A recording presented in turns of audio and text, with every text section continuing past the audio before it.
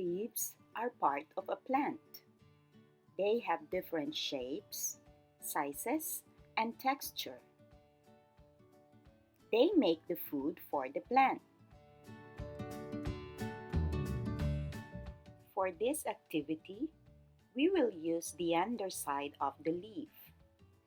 We can observe that the underside of the leaf has visible veins and rough texture.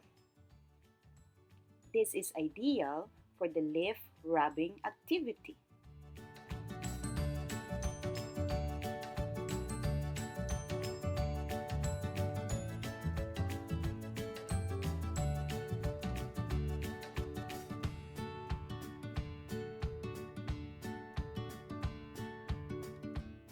First, you must place the leaf under the paper.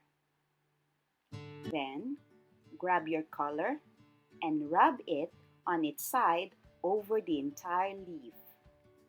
Do it gently.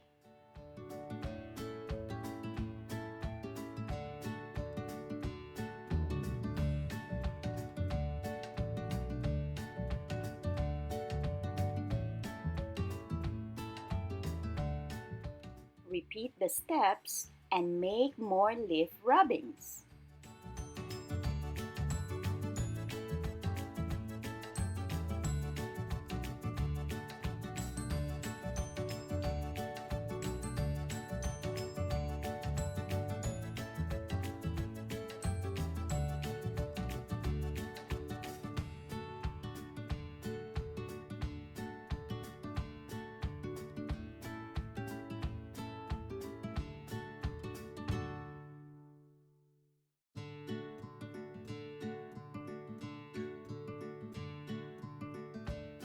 Another way is to arrange and place all the leaves on the table.